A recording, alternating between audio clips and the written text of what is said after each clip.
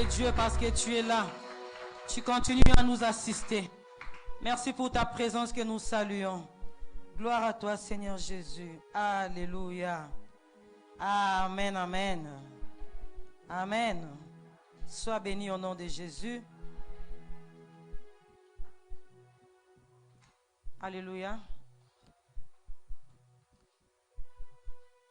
Avant d'écouter la parole de Dieu, nous allons passer à l'offrande de l'achat du parcelle. Amen. Nous allons passer. Tu vas préparer ton offrande. Bien-aimé, lorsque tu offres pour le temple de Dieu, lorsque tu offres à Dieu pour l'œuvre, bien-aimé, Dieu s'en souvient toujours. Alléluia. Tu n'offres pas pour la maison du pasteur, tu n'offres pas pour la maison de ton frère, mais tu offres pour la maison de Dieu. Ta pierre est très importante, bien-aimé, pour l'œuvre de Dieu. Dieu a besoin que tu poses aussi ta pierre. Chaque offrande que tu vas commencer à donner, bien-aimé, lorsqu'on va élever les bâtiments, ça va commencer à crier lorsque toi tu auras des problèmes dans ta vie. Alléluia. Quand on offre pour l'œuvre de Dieu, bien-aimé, c'est comme je l'avais dit la fois passée, tu viens avec une vision céleste. Et ton offrande va subir une transformation. Et le retour sera magnifique. C'est pourquoi je veux que tu t'élèves, que tu viennes donner ton offrande pour l'achat de la parcelle. Jésus. Jésus.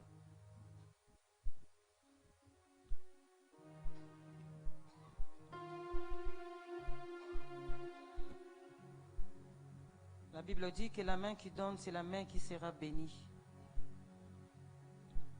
Quand toi tu mets ta pierre pour la construction de l'église, pour la construction du temple de Dieu, bien aimé, même chez toi, tu ne manqueras pas l'argent pour payer ton loyer. Peut-être que Dieu permettrait que tu puisses bâtir une maison plus grande que la pierre que tu viens de poser. Soyez bénis au nom de Jésus. Acclamons pour le roi des rois. Alléluia.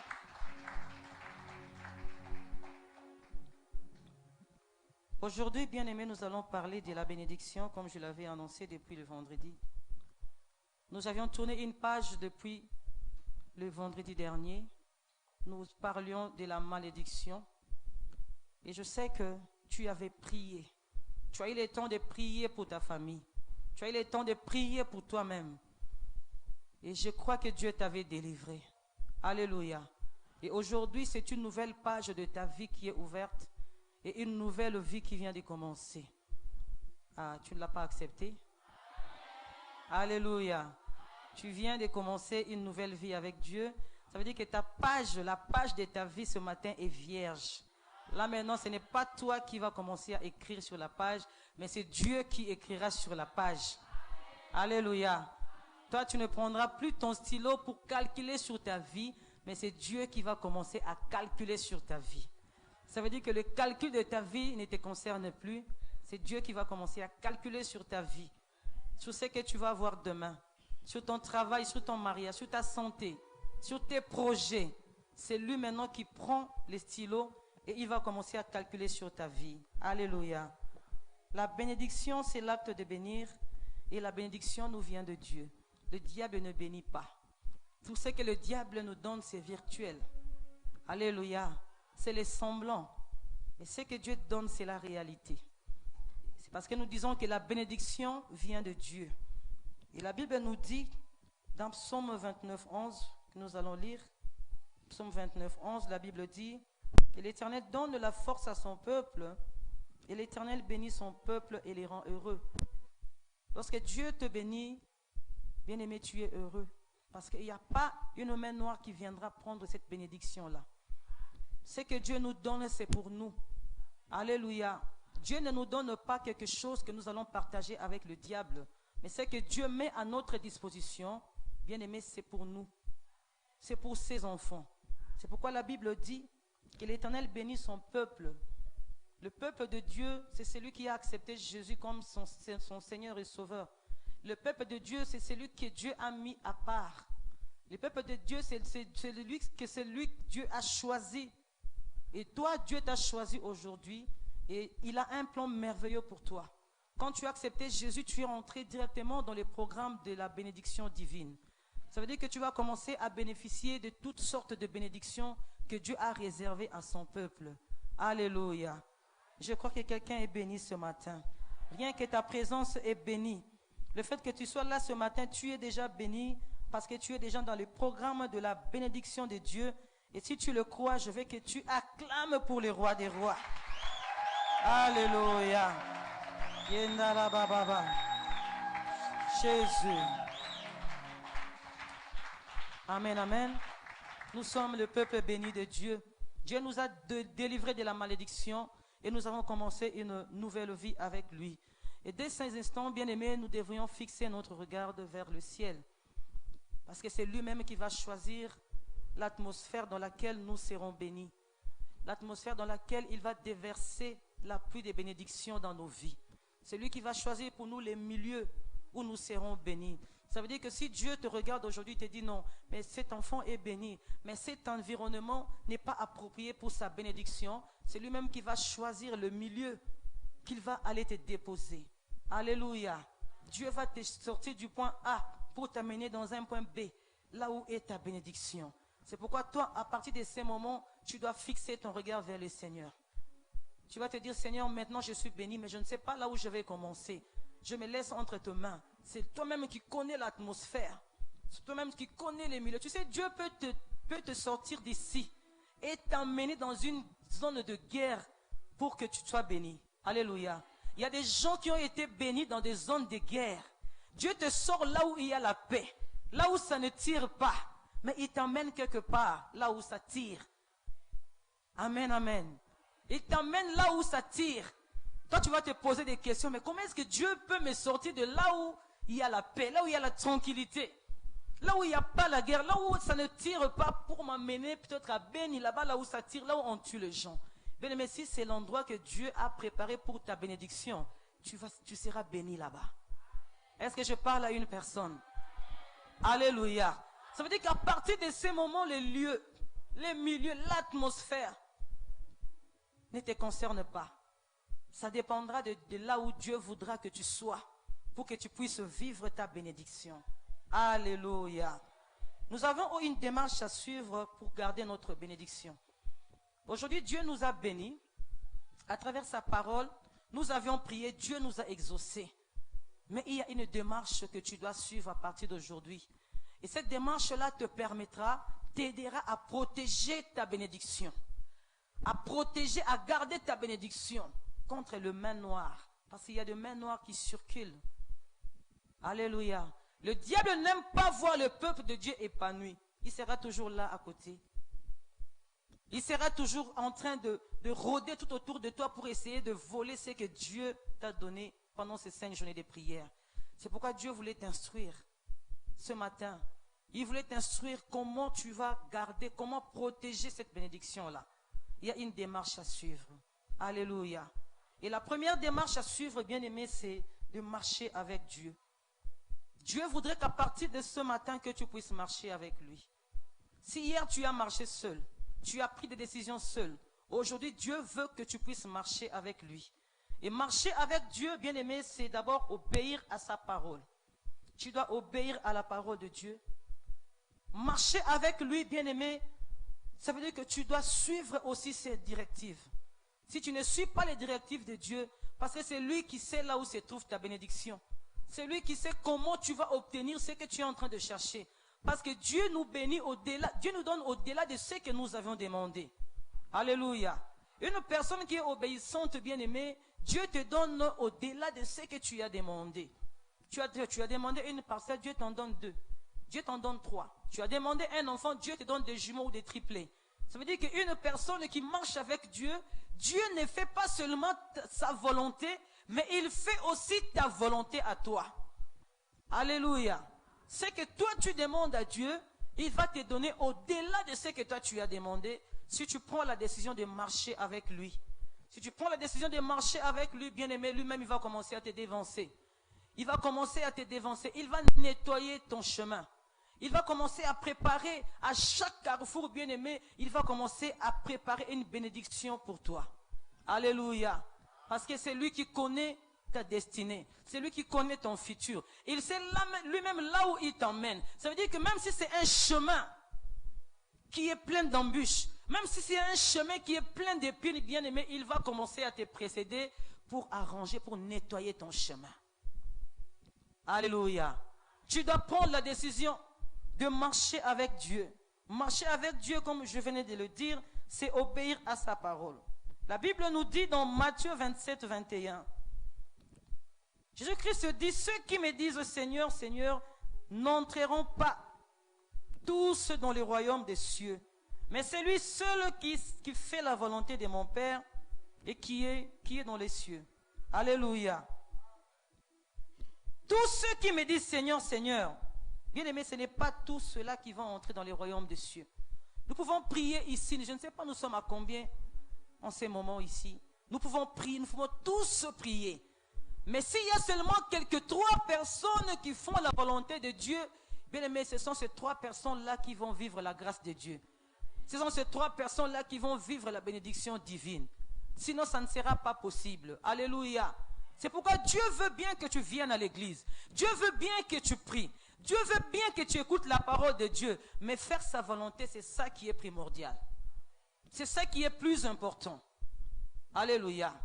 Nous ne sommes pas là chaque jour dans la présence de Dieu pour recevoir. Non, nous devons écouter la parole de Dieu. Alléluia.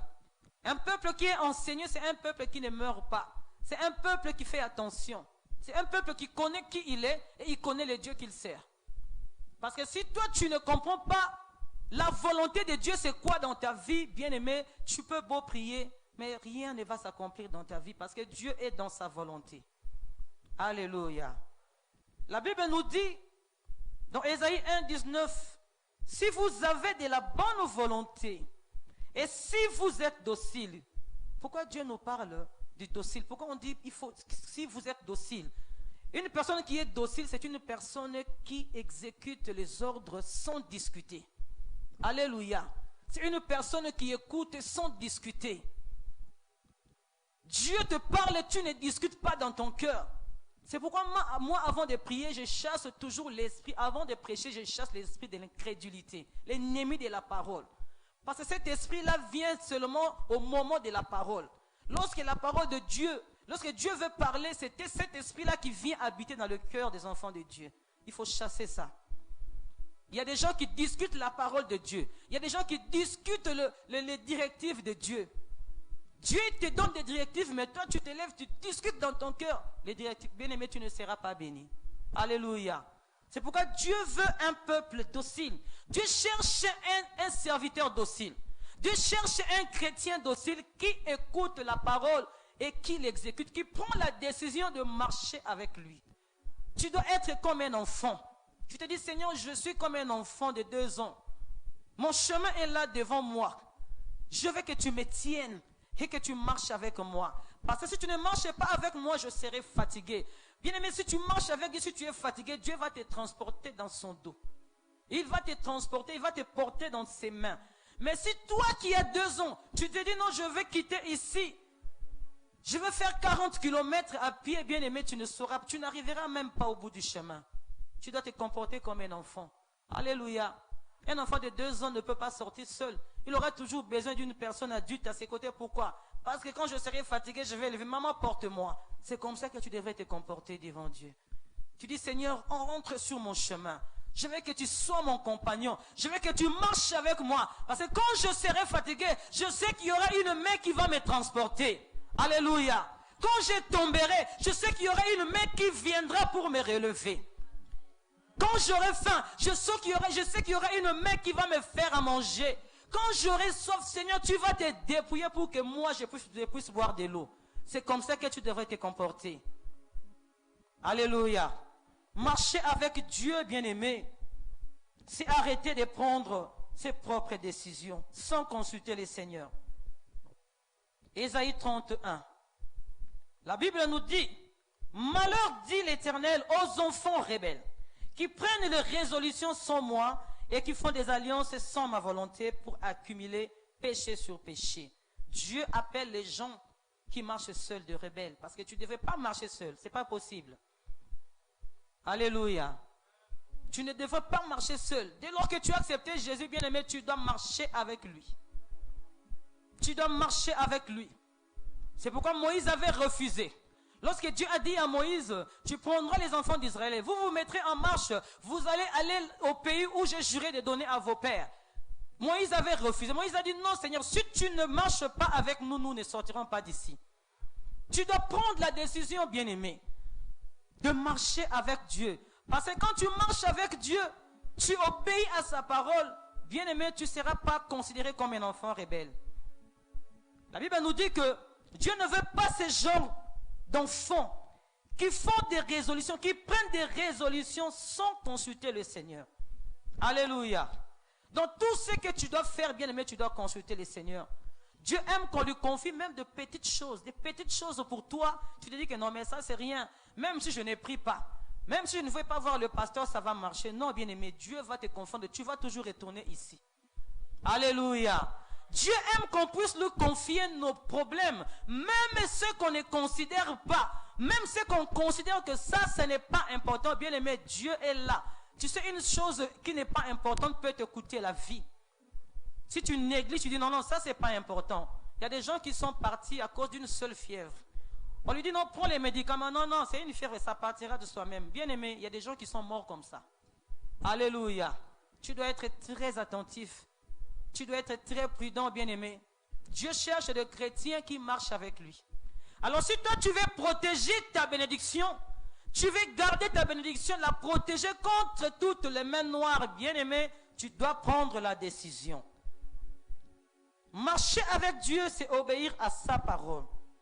Et cela consiste aussi à suivre ses directives. Dieu va commencer à te donner des directives parce que Jésus-Christ est le chemin qui va te conduire vers ta bénédiction. Alléluia.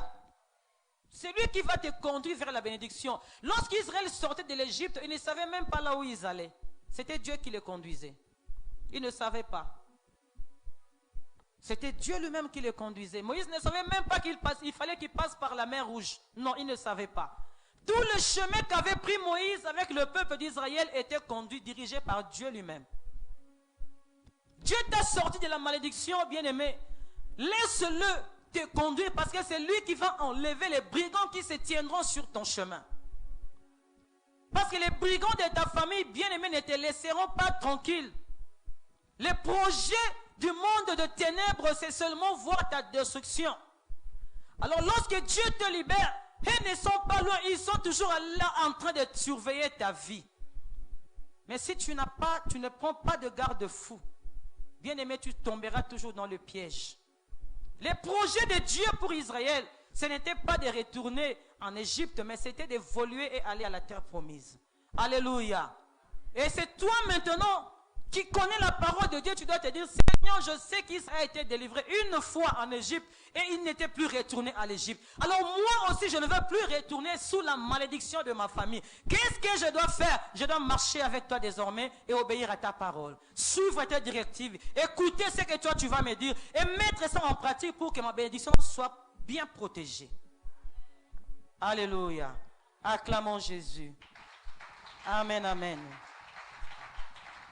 Il sait là où tu vas partir. Il connaît ton chemin. Les difficultés, les combats, bien-aimés. Sur le chemin, là, Jésus-Christ sera là pour te défendre. Il va commencer à envoyer des anges pour te protéger. Il va commencer à envoyer des anges pour te garder. Il va commencer à envoyer l'armée céleste pour combattre pour toi. Parce que lui-même sera là, il sera là en train de te garder. Vous savez, un jour, mon mari m'a dit, je dormais la nuit. Moi, je n'étais pas là, moi j'étais à Kinshasa. Il m'a dit, Fanny, j'ai dormi la nuit. J'ai dit, Seigneur, je veux que tu m'ouvres les yeux. Je vais voir comment toi tu me protèges la nuit pendant que je dors. Il m'a dit, j'ai fini de prier. Je me suis endormi. Juste quelques minutes après, je vois un groupe de gens qui venaient vers moi. Alors je me suis dit, mais qu'est-ce que je veux faire? Je suis seul ici. Dans son rêve, il était en train de me réclamer. Il dit, Seigneur, mais ma femme n'est pas là. C'est comme si c'était moi qui le protégeais. Seigneur, ma femme n'est pas là, mais je me retrouve seul. Maintenant, qu'est-ce que je vais faire? Il y a un groupe de gens qui avancent. Alors il me dit, ces gens-là avaient des armes. Ils ont commencé à tirer. Curieusement, les balles ne m'atteignaient pas. J'ai dit, Seigneur, mais comment est-ce que les balles ne m'atteignent pas? Il a dit, je vis comme un mur transparent qui était devant moi. Et à côté de ces deux murs-là, j'ai vu des anges qui s'étaient tenus comme ça. Et l'autre touchait le mur et l'autre touchait de l'autre côté. Alors il y a un mur qui s'était levé entre moi et les gens qui tiraient vers moi. Et les balles ne m'atteignaient pas. Subitement, je me suis réveillé, j'ai commencé à glorifier le Seigneur. J'ai dit, ah bon Seigneur, c'est comme ça que tu nous protèges. Alléluia. Amen, amen. Bien-aimé, Dieu protège ses enfants. Alléluia. Si seulement toi, tu acceptes de marcher avec lui, de faire sa volonté, aucune flèche de l'ennemi n'atteindra ta vie. Aucune obscurité n'entrera dans ta maison. Alléluia. Même si tu arrives de tomber, vous savez, les victorieux tombent aussi, hein, papa. Amen. Alléluia. Ah. Non, biso ba tout gagné. Mais bazo mema ba misu na sivia na ba pota makile zotanga mais ba longi. Il peut arriver que la balle t'atteigne mais tu ne mourras pas. Alléluia. La flèche t'atteint, tu tombes malade. La flèche là, bien-aimé, avait pour projet de te tuer.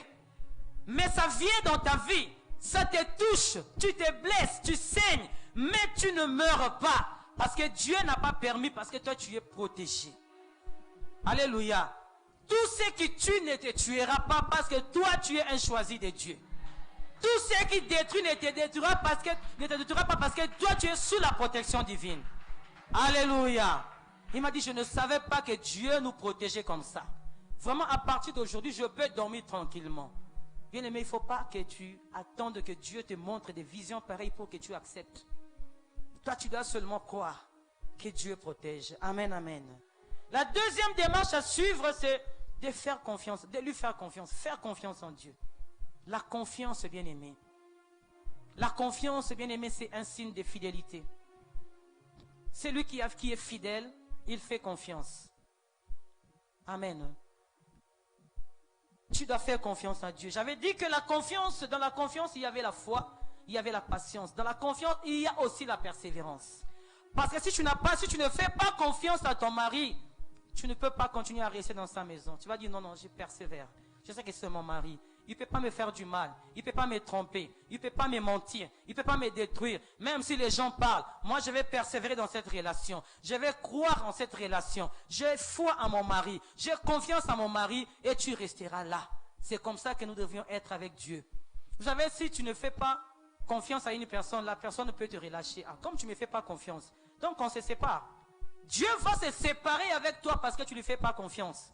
Même dans un mariage, lorsque tu ne fais pas confiance à l'autre, bien aimé, ça diminue l'amour dans le cœur. De voir que ma femme ne me fait pas confiance ou mon mari ne me fait pas confiance, ça peut même pousser à divorcer. Tu dis non, je ne peux pas rester avec une personne qui ne me fait pas confiance. C'est la même chose avec Dieu. Dieu est souvent dans la simplicité des choses. Alléluia. Tu ne me fais pas confiance, pourquoi je vais te protéger? Toi, tu ne me fais pas confiance, pourquoi tu veux m'appeler ton mari? Pourquoi je dois continuer à vivre avec toi? Dieu ne peut pas continuer à vivre avec un peuple qui n'a pas confiance en lui. C'est impossible. Lui, il veut que le peuple se confie à lui. Il veut que toi, tu aies confiance en lui. Quelles que soient les difficultés que tu peux traverser dans ta vie, Dieu veut que tu aies confiance en lui. Alléluia. Tant que tu vis, sache qu'il y a de l'espoir. Non, parce qu'il a eu trop faim. Bien aimé, les hommes sont toujours là pour te soutenir. Dieu met toujours les hommes à tes côtés pour que tu ne manques de rien. Alléluia. Même les gens de la rue, les enfants de la rue. Bien aimé, Dieu, même si toi tu ne donnes pas, tu dis, ah, ces enfants aussi exagèrent. Bien aimé, une autre véhicule qui passera donnera quelque chose à cet enfant-là. Même si toi tu insultes ces enfants-là, ce sont des bandits, ce sont des fumeurs de chanvre. Bien aimé, un homme passera par là. Il va baisser sa vitre et il va donner quelque chose à ces enfants-là. Et 2 mois après, tu verras toujours le même garçon là devant, en train de demander l'argent. Pourquoi? Parce que Dieu permet que cet enfant-là mange. Tu dois faire confiance en Dieu. Dans la confiance, il y a la patience. La Bible nous dit, dans Nombre 12, 3, que Moïse était un homme fort patient, plus qu'aucun homme sur la terre. Il a eu à patienter, il a eu à supporter des difficultés. Nous ne savons pas comment est-ce qu'il était traité chez Jéthro. Bien aimé, 40 ans dans la souffrance. Alléluia. Il a fait 40 ans dans la souffrance. Lorsqu'il est sorti de la maison de Jéthro, il avait 80 ans. Il a commencé à servir Dieu à 80 ans, bien aimé. Il a fait 40 autres années dans le désert avec le peuple d'Israël. Ce n'était pas facile pour Moïse. Dans la confiance, bien aimé, il y a la patience. Tu dois être patient dans les choses de Dieu. Tu dois être patient dans les promesses de Dieu. Si Dieu te promet quelque chose, bien aimé, tant que tu n'as pas fermé les yeux, tant que Dieu n'a pas retiré son souffle, c'est qu'il va toujours accomplir ce qu'il a dit sur ta vie. Vous savez, nous avions donné beaucoup au monde. Ce qui m'étonne avec les chrétiens, nous avions donné beaucoup dans le monde. Mais lorsque nous venons au Seigneur, nous voulons que Dieu agisse le même jour ou le lendemain matin. Ce n'est pas possible. Alléluia. Dieu sait lui-même combien le diable a investi dans ta vie. Il sait lui-même combien il doit enlever dans ta vie. Alléluia. Il sait les points où il doit réparer dans ta vie. Dieu ne peut pas, tu ne peux pas venir chez Dieu, tu sors du monde, le lendemain matin, Dieu te donne tout. Non, ce n'est pas possible. Parce que le diable avait investi dans ta vie. Il aura d'abord un grand travail à faire sur toi. Il doit nettoyer ton âme. Il doit nettoyer ton esprit. Bien aimé, Dieu change même l'apparence physique d'une personne. Hier, tu avais une autre apparence, mais lorsque tu viens en Jésus, il te change aussi d'apparence. Ça veut dire que lorsque toi tu viens, jette-toi seulement là. Fais confiance à Dieu. Tu dis, Seigneur, je sais combien tu as à dépouiller sur moi. Parce que le diable a tellement investi dans ta vie que lorsque tu viens au Seigneur, tu dois laisser le temps à Dieu aussi de te tailler, de te nettoyer. Dieu ne mélange pas sa sémence avec d'autres sémences. Non, la sémence de Dieu est unique. Elle est spéciale. Alléluia. Tu as tellement travaillé dans le monde, tu as tellement servi le monde, que quand tu viens chez Jésus, tu veux que Jésus-Christ puisse agir le même jour, tu n'es pas patient. Tu dis, mais qu'est-ce que c'est pas? Mais j'ai déjà fait 1 mois dans cette église-là. Non, bien aimé, laisse à Dieu le travail.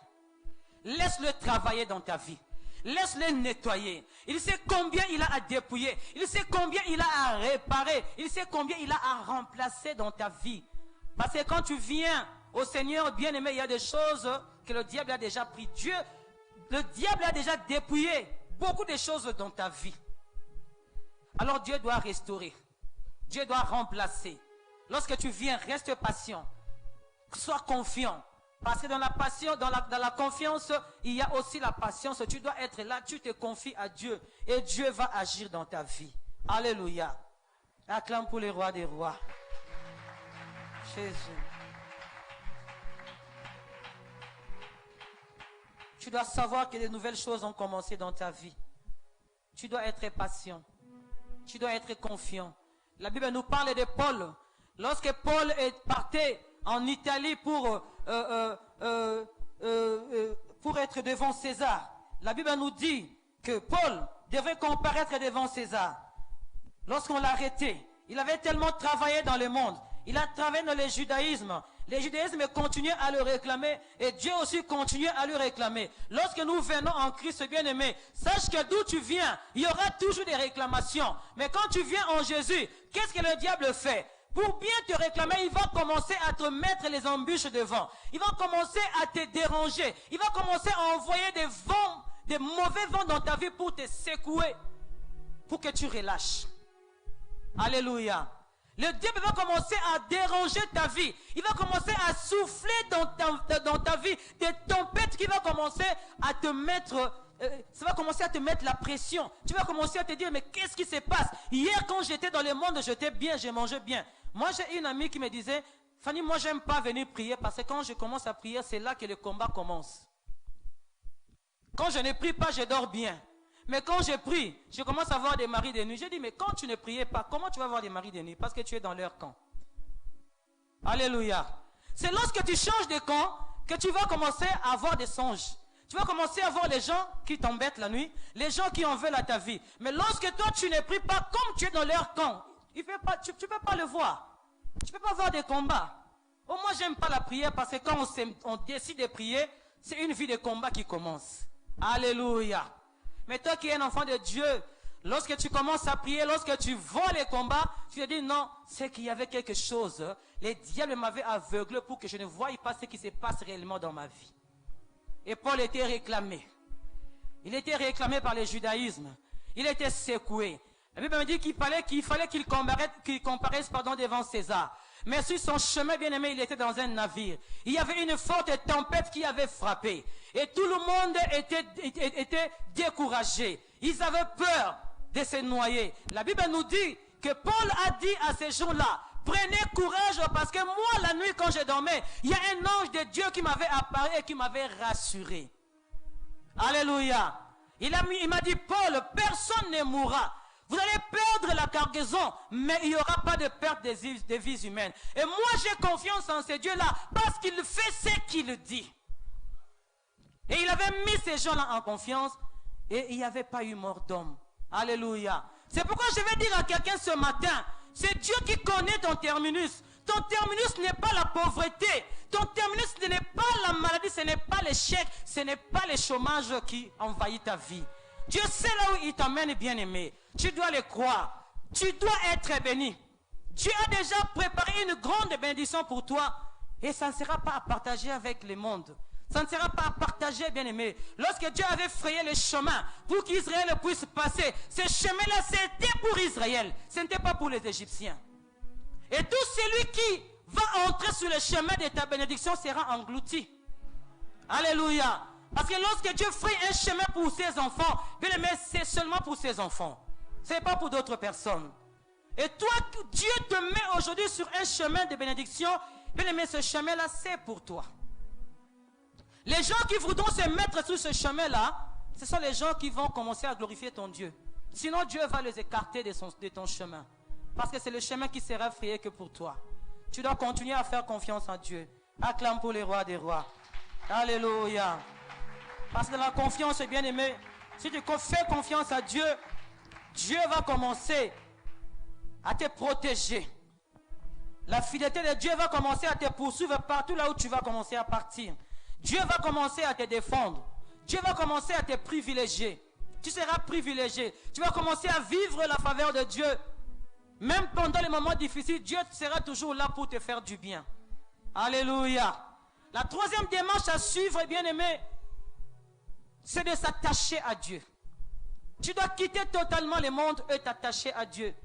Parce que si tu ne quittes pas la terre là où tu es, la terre des malédictions, là je parle spirituellement.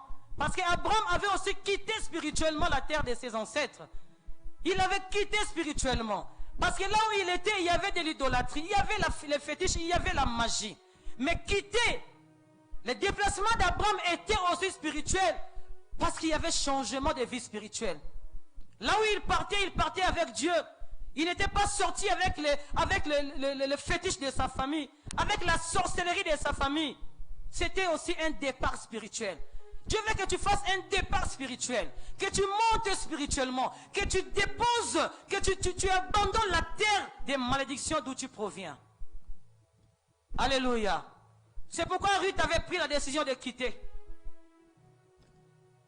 Lorsque la visitation de Naomi était arrivée, c'était le temps de visitation de Naomi. Ruth s'était attachée à Naomi parce qu'elle savait qu'il y avait la vie sur le chemin là où elle devait passer. Elle a refusé de rester sur la terre des malédictions. Lorsque Naomi avait commencé à insister que Ruth et Orpa puissent rester, dit retournez dans vos nations païennes. Ruth avait refusé. Elle a dit non, non. Ce n'était pas la même façon que Ruth regardait Naomi. Ce n'était pas la même façon que Orpa regardait Naomi. Lorsque Orpa regardait Naomi, elle voyait une vieille dame qui avait besoin d'aide. Elle a déjà vieilli. Elle aura besoin d'une personne pour puiser pour elle de l'eau, pour lui faire à manger. Elle n'a pas d'enfant. Mais quand Ruth regardait Naomi, ce n'est pas comme ça qu'elle la voyait. Elle regardait avec les yeux spirituels. Elle regardait ce qui était à l'intérieur de Naomi. La vie que Naomi dégageait. Alléluia. Elle a dit non, moi je ne pars pas. Ils ont commencé à pleurer.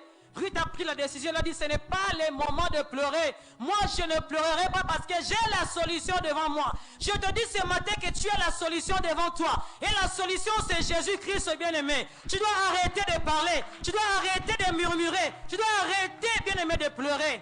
Parce que tu as une solution. Josué avait dit aux enfants d'Israël, arrêtez de murmurer. Pourquoi vous murmurez? Lèvons-nous, allons combattre. L'Éternel sera avec nous et nous aurons la victoire. Alléluia.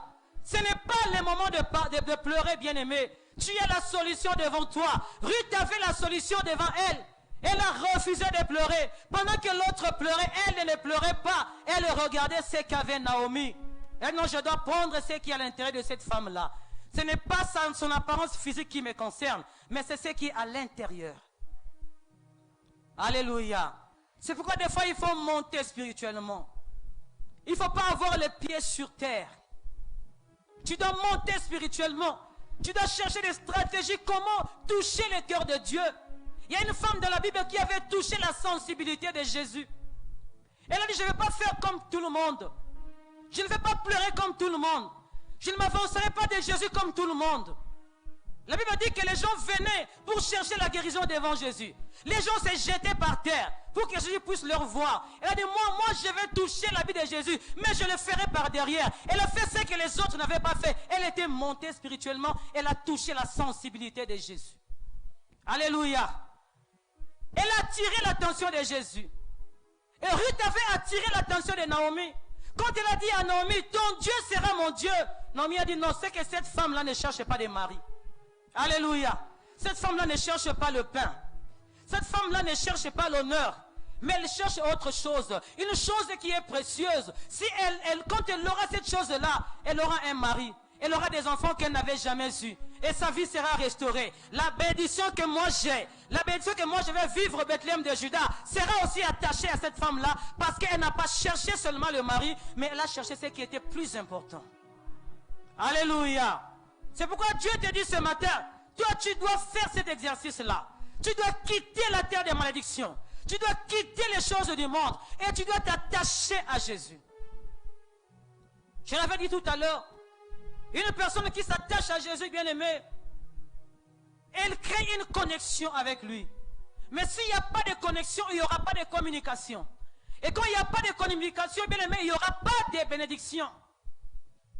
Toi, tu dois te connecter avec Jésus. Tu dois quitter le monde, bien-aimé. Tu dois prendre la décision. Qu'est-ce qui te rattache au monde? C'est quoi? Tu dois vérifier dans ta vie. Tu dois bien fouiller dans ta vie. Tu vas voir ce qui me rattache. Qu'est-ce qui me rattache au monde? Pourquoi il faut que moi je n'évolue pas? Bien aimé, si tu restes là, Ruth savait que si elle restait dans sa terre maudite, même si elle se trouvait un autre mari, oh bien-aimé, elle resterait toujours veuve. Parce que sa malédiction tuait les hommes. Sa malédiction tuait la prospérité. Sa malédiction tuait tout. Alléluia. Tu dois abandonner. Quand tu commences avec Dieu de nouvelles choses, une nouvelle vie, bien aimé, les choses peuvent venir très doucement, très lentement. Mais tu dois être patient. Tu te dis que non, j'ai déjà choisi un autre chemin. Et je te dis que sur le chemin de Dieu, il n'y a pas de malheur. Parce que Dieu nous dit que Dieu bénit son peuple et le rend heureux. Le projet de Dieu, c'est que toi, tu sois heureux. Alléluia. Ne reste pas là à comparer ta vie avec la vie des autres. Non, chacun de nous a sa vie. Alléluia. Même dans les ministères, nous n'avons pas les mêmes dimensions d'onction. Non, on n'a pas les mêmes dimensions. C'est pourquoi ceux qui sont humbles, lorsqu'ils rencontrent un grand, ils remarquent que non, ce pasteur ou cet serviteur de Dieu, il a une grâce particulière, il vient s'incliner. Papa, prie pour moi aussi, pour prendre la grâce là.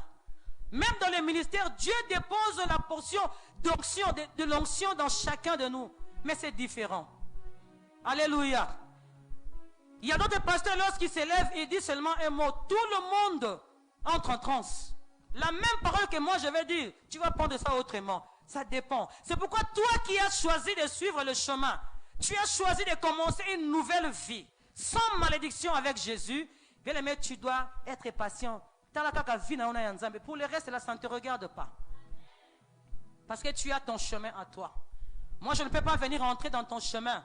Peut-être que dans ton chemin, il y a beaucoup de combats.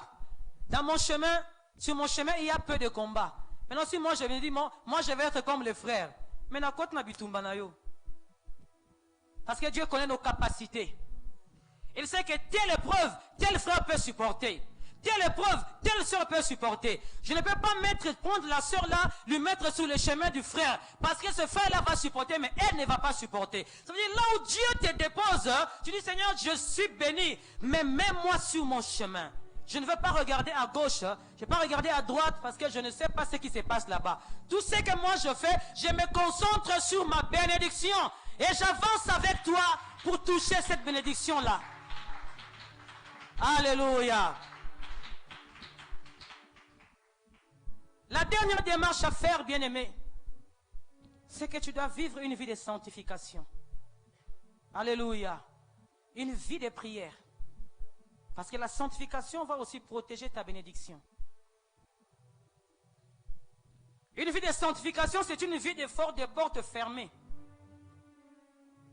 Une personne qui vit dans la sanctification, bien-aimé, c'est Jésus-Christ lui-même qui tient la clé de sa vie.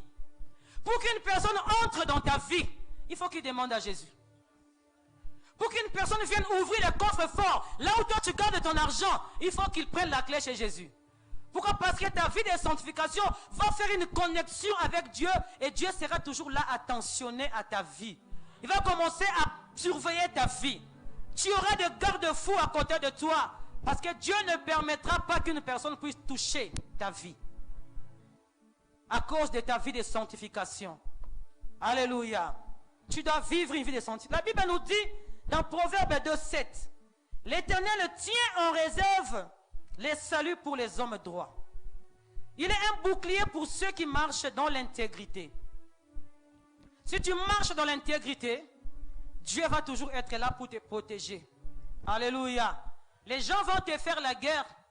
Des fois, toi, tu ne les verras pas. C'est pourquoi moi, quand je prie, je dis, Seigneur, je te dis merci parce que tu me donnes la victoire sur les combats que je n'ai pas combattus, que je n'ai même pas vus. Ça veut dire que je n'étais même pas dans les champs de bataille, que je me réveille le matin, je suis victorieuse. Oh, c'est long, gâté. Ah, bête la Yesu maboko. Alléluia. Obundi na yote. Okwai na yote na tongo la muki oza elonga. La vie de sanctification. Ils vont chercher des coins pour te maudire. Le problème c'est que toi, lorsque le diable vient pour te voler, il trouve quelque chose qui lui appartient dans ta vie. Tu sais, lorsque le diable est allé tenter Jésus, il n'a rien trouvé de lui dans Jésus. La Bible dit qu'il était parti et les anges étaient venus adorer Jésus. Le diable, lorsqu'il vient dans ta maison, il trouve une partie de lui dans ta maison.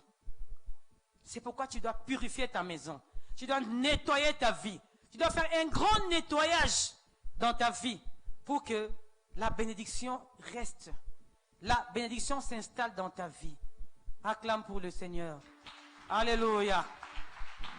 Le dernier point, bien-aimé, toi, tu dois respecter les droits de Dieu. Ça, c'est la démarche pour garder ta bénédiction. Tu dois respecter les droits de Dieu. Les offrandes, les dîmes, les actions de grâce, tu dois les respecter. Et l'habitude de faire les actions de grâce volontaires, sans qu'on ne vous le demande. Alléluia.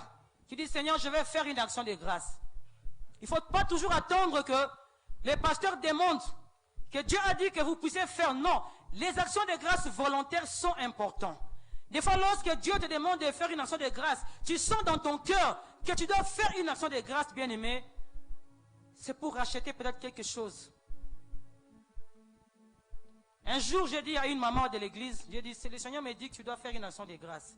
Elle me dit, maman, pourquoi? J'ai dit, je ne sais pas. 2 jours après, la maman apporte son action de grâce au bureau. Elle me dit, maman, mais je ne sais pas pourquoi Dieu demande. J'ai dit, moi aussi, je ne sais pas. Elle a une chambre froide. 2 semaines après, elle vient me dire, maman, j'ai un problème. Ça veut dire que dans son chambre froide, elle avait les histoires d'une maman, de la femme d'un ministre. De plus de $6,000 dans sa chambre froide, parce que la dame avait un restaurant. Et elle avait fait 3 jours à la maison, elle ne venait pas. Les courants étaient partis et toutes les histoires étaient pourries. Et le jour qu'elle vient, on l'appelle, on dit, maman, il faut venir parce que il y a des odeurs qui sortent de ta chambre froide là, il y a un problème. Ça veut dire qu'il y avait la nourriture de $6,000. C'était pourri. Elle m'a dit, maman, j'ai un problème, il y a des gendarmes. Parce qu'à Brazzaville, il y a des gendarmes. Il y a des gendarmes chez moi, ici à la chambre froide. Je ne sais pas, on m'a convoqué à la gendarmerie. La dame était partie à la gendarmerie. La maman a dit, tu dois payer ma nourriture. Parce que c'est la nourriture pour mon restaurant. Elle a un grand restaurant à Brazzaville. J'ai dit, Seigneur, qu'est-ce qui se passe? Alors je me suis rappelé. J'ai dit, non, non. Tu sais pourquoi Dieu avait demandé l'action de grâce? Moi, je ne savais pas. Toi, tu ne savais pas, mais Dieu savait. Tu vas rappeler à Dieu. Tu vas dire, Seigneur, j'avais déposé mon action de grâce. Que l'action de grâce que j'avais donnée crie pour mon problème. Nous avions prié pendant une semaine. La dame a même pris un avocat. J'ai dit, non, toi, tu ne prendras aucun avocat parce que Jésus est ton avocat. Alléluia. Bien aimé, une semaine après, la dame m'appelle, elle était en train de rire. Maman, cette dame-là m'a appelé. Je ne sais même pas là où elle a eu mon numéro. Elle m'a dit, maman, laisse tomber ça, biloka mokili. Ah, ce qui est poli pour la kaka. Alléluia. Lorsque Dieu te demande de faire une action de grâce, toi, tu ne sais pas pourquoi. Tu as bâti l'hôtel ici, mais Dieu sait pourquoi. Il sait ce qu'il veut racheter. Il sait ce qu'il veut restaurer. Parce que c'est pour te défendre devant un problème que tu seras incapable d'affronter physiquement, même spirituellement, parce qu'il connaît l'état de ton esprit. Alléluia. Est-ce qu'on peut s'élever pour glorifier le Seigneur? Acclamons pour la parole de Dieu. Merci Saint-Esprit. Merci parce que tu nous as parlé. Bien-aimé, commence à glorifier le Seigneur. Et commence à prendre la décision pour ta vie. Commence à dire à Dieu, Seigneur, aujourd'hui, je prends l'initiative, je prends la décision de marcher avec toi. Hier, j'ai marché seul sur mon chemin et j'ai rencontré des difficultés que je n'ai pas pu surmonter. Mais aujourd'hui, je prends la décision de marcher avec toi. Je prends l'initiative de te faire confiance. Je prends la décision de marcher dans la sanctification. Oh Saint-Esprit de Dieu, aide-moi. Je veux que tu pries au nom de Jésus. Merci Seigneur. Marche avec nous, Seigneur Jésus. Nous ne savons pas là où nous allons. Tu as déjà fait un chemin pour nous. Nous ne connaissons pas, Seigneur, ce qui se trouve au bout du chemin. Même sur le chemin, nous ne savons pas, Seigneur. C'est toi qui es capable de nous conduire jusqu'au lieu de notre bénédiction. Aide-nous, Seigneur, à vivre une vie de sanctification et à te faire confiance, Seigneur. Aide-nous, Seigneur, à avoir une vie de prière abondante, éternel, mon Dieu. Nous avons besoin de toi. Hier, nous n'avons pas su comment te donner. Nous n'avions pas su comment te bénir, Seigneur. Nous n'avons pas su comment bénir ton œuvre. Mais aujourd'hui, Seigneur, nous prenons aussi la décision de commencer à bénir.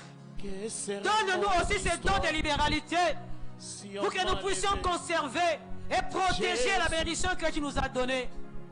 Merci d'avoir mis à notre disposition une bénédiction que le diable était capable de voler. Oh, que la bénédiction qui est descendue ce matin puisse être protégée par ton sang précieux.